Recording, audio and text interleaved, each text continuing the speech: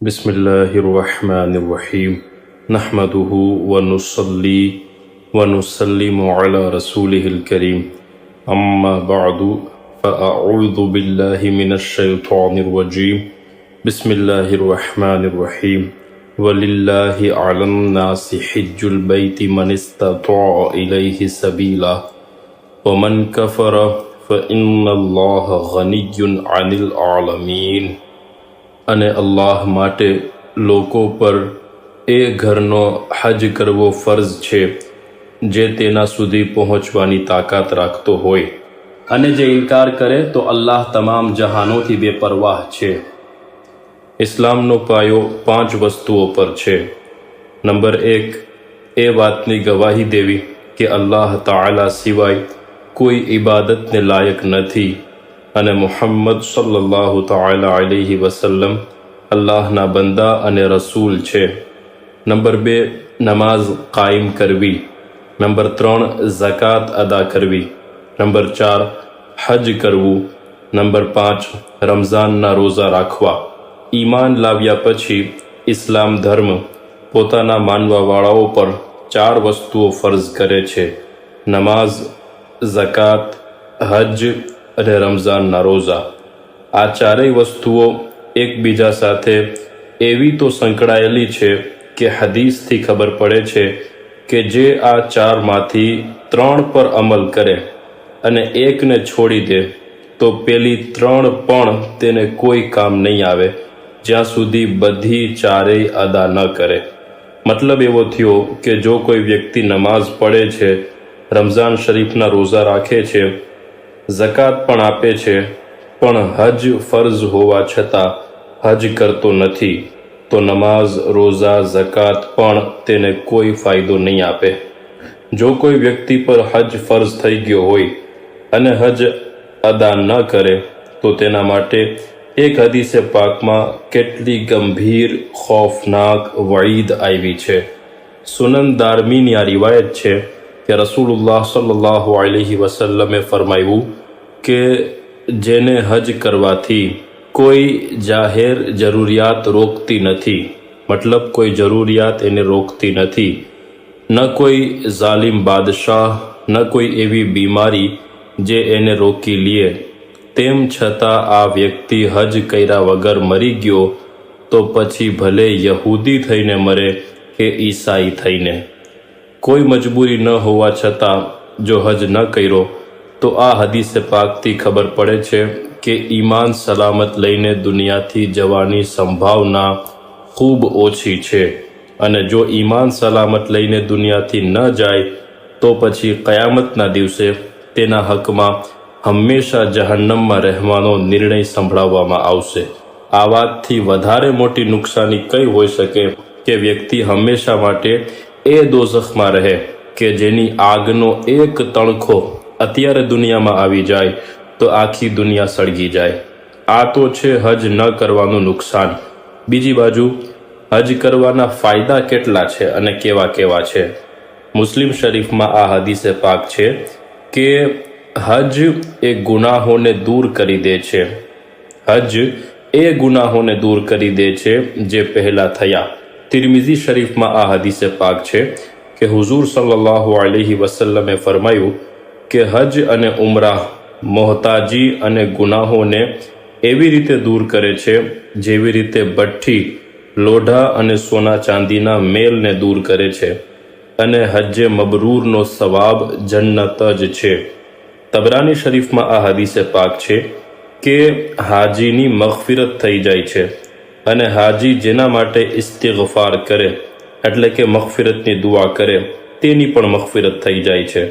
તબરાની શરીફમાં જ આ હદીસે પાક છે કે નબી સલ્લલ્લાહુ અલૈહિ વસલ્લમે ફરમાયું કે દાઉદ અલૈહિસ્સલામે અર્ઝ કરી કે એ અલ્લાહ, જ્યારે તારા બંદા તારા ઘરની ઝિયારત માટે આવે તો એમને તું શું અતા કરીશ? અલ્લાહ તાલાએ ફરમાયું કે દરેક મુલાકાત કરવાવાળા માટે જેની મુલાકાત કરવા જાય છે તેના પર હક છે, તો એ લોકોનો મારા પર એ હક છે કે દુનિયામાં એમને આફિયત એટલે કે સલામતી આપીશ, અને જ્યારે મને મળશે તો એમની મગફિરત કરી દઈશ। તો આ હદીસોથી એ વાત સમજાઈ કે હજ કરવાથી પહેલાંની જિંદગીના જે ગુનાહ છે એ બધા ગુનાહ માફ થઈ જાય છે. બીજું એ કે જો મોહતાજ હોય તો આ હજની બરકતથી અલ્લાહ તાલા તેની મોહતાજી દૂર કરી દે છે અને ગની કરી દે છે. આ હાજીઓ માટે દુનિયામાં સલામતી છે અને આખિરતમાં મગફિરત અને જન્નત છે. ખાલી મગફિરત જ નહીં, પણ અલ્લાહ તાલા તેને એ મર્તબો આપશે કે એ જેના માટે પણ ભલામણ કરે, અલ્લાહ તાલા તેની ભલામણથી એ વ્યક્તિની પણ મગફિરત કરી દેશે. સુબહાન અલ્લાહ. જિહાદ એટલે કે ઇસ્લામ માટે લડવામાં આવતી લડાઈ. આ જિહાદનું ઇસ્લામમાં ખૂબ મહત્વ છે, બહુ મોટો સવાબ છે. પણ આ જિહાદ સ્ત્રીઓ પર અને કમજોરો પર નથી. જો તેઓને પણ જિહાદનો સવાબ જોઈતો હોય તો હદીસથી આ વાત સાબિત છે કે હજ औरतो અને કમજોરો માટે જિહાદ છે. હાજી માટે હજના સફરમાં દરેક ડગલે ને પગલે સવાબ છે. હજનો સફર તેના બધા ગુનાહ માફ કરાવી દેશે.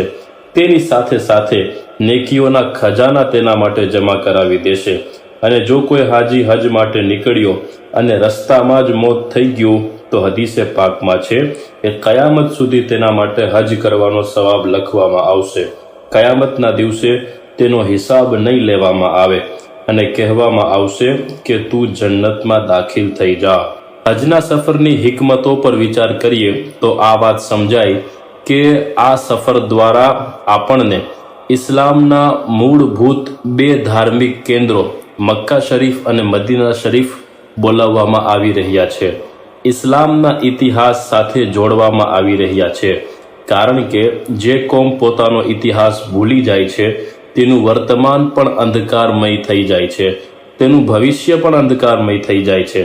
મક્કા શરીફ એ શહેર છે કે જ્યાં આપણા રસૂલે પાક સલ્લલ્લાહુ અલૈહિ વસલ્લમનો જન્મ થયો અને આપ સલ્લલ્લાહુ અલૈહિ વસલ્લમે પોતાની ઝાહિરી જિંદગીના 53 વર્ષ આ શહેરમાં વિતાવ્યા. હુઝુર સલ્લલ્લાહુ અલૈહિ વસલ્લમ સાથે જોડાયેલી ઘણી યાદો આ શહેરે પોતાના દામનમાં સાચવેલી છે.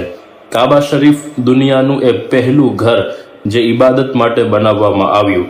હજરે અસ્વદ અને મકામે ઇબ્રાહીમ જન્નતના બે કિંમતી પથ્થર. હજરે અસ્વદને આપણા નબી સલ્લલ્લાહુ અલૈહિ વસલ્લમે બોસો આપ્યો છે.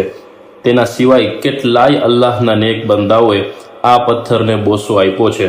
મકામે ઇબ્રાહીમ આ પથ્થર પોતાના જીગર પર એક નબી હઝરત ઇબ્રાહીમ અલૈહિસ્સલામના કદમોના નિશાન લઈને જલવાબાર છે. ઝમઝમનો કૂવો એ અલ્લાહના એક નબી હઝરત ઇસ્માઇલ અલૈહિસ્સલામના કદમની બરકતથી મળેલ પાણી છે. સફા મરવાની વચ્ચે દોડવું એ એક માની પોતાની ઓલાદની મોહબ્બતમાં, એની ચિંતામાં દોડવાની સુન્નત છે. મીના, આરફાત, મુઝદલિફા, શૈતાનને કાકરી મારવી, કુરબાની કરવી, હલક કરવું, કસર કરવું, મુંડન કરવું, આ બધા જ હજના કામ આપણને કોઈક ને કોઈક ઐતિહાસિક ઘટના સાથે જોડે છે. અને મદીના શરીફ, સુબહાન અલ્લાહ, આ એ શહેર છે કે જ્યાં કૌનૈનના દુલ્હા હઝરત મુહમ્મદ મુસ્તફા સલ્લલ્લાહુ અલૈહિ વસલ્લમ આરામ ફરમાવે છે. આ મુબારક શહેરે પણ પોતાના દામનમાં ઘણી યાદો સાચવેલી છે. હજની હિકમતોમાં બીજી એક હિકમત વ્યક્તિને મોત, કયામત, આખિરત એની યાદ કરાવવી છે. વ્યક્તિ જ્યારે હજના સફરમાં જાય તો પોતે આ 40-50 દિવસના સફર માટે કેટલી તૈયારી કરે છે. રવાના થવાના 2 મહિના અગાઉથી જ તૈયારીઓ ચાલુ કરી દે છે. જ્યારે ખબર છે કે હજનો સફર એ મર્યાદિત સમય માટે જ છે, સમય પૂરો થતાં વળી પાછું આપણે પાછા ઘરે આવી જવાનું છે. અને જો કોઈ તૈયારીમાં ઉણપ રહી જાય, કમી રહી જાય તો સાથે જે બીજા હાજીઓ છે તેની મદદથી કામ તો રડી જ જવાનું. તેમ છતાં એટલી બધી તૈયારીઓ કરે છે. હવે હાજીને એમ કહેવામાં આવ્યું કે જ્યારે ઘરેથી નીકળે તો એમ વિચારે કે જાણે દુનિયાથી જાય છે. હજનો સફર તો મર્યાદિત સમય માટે છે, પાછા ઘરે આવવાનું છે. પણ આખિરતનો સફર એ હવે પાછા આવવાનો સફર નથી. હજના સફર માટે જો આટલી તૈયારી કરી છે તો એ હાજી એ પણ વિચાર કે આખિરતના સફર માટે પણ કંઈક તૈયારી કરી છે. હજના સફરમાં તૈયારીમાં કંઈ ઉણપ રહી જાય તો બીજા હાજીઓ મદદ કરશે અને કામ રડી જશે. પણ આ આખિરતનો સફર કે જેમાં સગા મા બાપ, ભાઈ બહેન, બીવી, ઓલાદ કોઈ સાથે નહીં આવે, અને સાથે આવશે તો એ નેક અમલ જે આપણે આખિરતની તૈયારીના નામે કરેલા હોય. તો આ આખિરતની તૈયારી કેટલી જરૂરી છે એ વસ્તુ અહીંથી સમજી શકાય. હજના સફરમાં હાજી એહરામ પહેરી લે છે, સીવેલા કપડાં બધા કાઢી નાખે છે અને 2 સફેદ ચાદર ધારણ કરી લે છે. આ એહરામ તેને યાદ કરાવે છે કે એ હાજી, હજના સફરની જેમ આખિરતના સફરમાં મોત બાદ તારા કપડાં ઉતારી લેવામાં આવશે અને વગર સીવેલી સફેદ ચાદરોમાં તને કફન પહેરાવીને આગળ આખિરતના સફર માટે મોકલી દેવામાં આવશે. અરફાતનો મેદાન તને મેદાને આખિરતની યાદ આપશે અને મદીના શરીફની હાજરી તને એ યાદ કરાવશે કે જ્યારે કયામતના દિવસે કોઈ કામ નહીં આવે તો આ સબ્ઝ ગુંબદવાળા આકા સલ્લલ્લાહુ અલૈહિ વસલ્લમ પોતાના એક ઉમ્મતીને કામ આવશે, આપણી શફાત કરશે અને આપણી મગફિરત કરાવશે અને જન્નતમાં દાખલ કરાવશે. હજની હિકમતોમાં એક હિકમત એ પણ છે કે આ હજ બરાબરી અને સમાનતાનો સંદેશ આપે છે. ઇસ્લામ ધર્મમાં કોઈ ઊંચ નીચ કે ભેદભાવને સ્થાન નથી. પછી એ ભેદભાવ રંગના નામે હોય કે કાળા ગોરા, કે પછી જાતિના નામે હોય કે પૈસાના નામે હોય, ગરીબ અમીરના. ઇસ્લામમાં આ બધા જ બરાબર છે. અલ્લાહની નજીક ઊંચું કોઈ છે તો એ છે કે જે વધારે મુત્તકી અને પરહેઝગાર છે. તો ઇસ્લામમાં ઊંચાઈ અને મહાનતાનો માપદંડ તકવા અને પરહેઝગારી છે, બીજું કાંઈ નહીં. હજ ઇસ્લામના આ સંદેશને ભલી ભાંતિ રજૂ કરે છે. કોઈ પણ જાતનો, કોઈ પણ દેશનો, કોઈ પણ આર્થિક પરિસ્થિતિ ધરાવતો વ્યક્તિ હોય, હજના સમયે બધા જ એક સરખા કપડામાં જોવા મળે છે, બધા એક સમયે એક સ્થાને જોવા મળે છે. તેના સિવાય હજ બધા મુસલમાનોને જોડે છે. ઇસ્લામ માણસોને એકતાનો સંદેશ આપે છે. હુઝુર સલ્લલ્લાહુ અલૈહિ વસલ્લમ ફરમાવે છે કે યદુલ્લાહી અલલ જમાઆ, અલ્લાહની મદદ જમાતની સાથે છે. ઇસ્લામ એક મોહલ્લાના લોકોને 5 ટાઈમની નમાઝમાં જમાત માટે 5 વાર જોડે છે.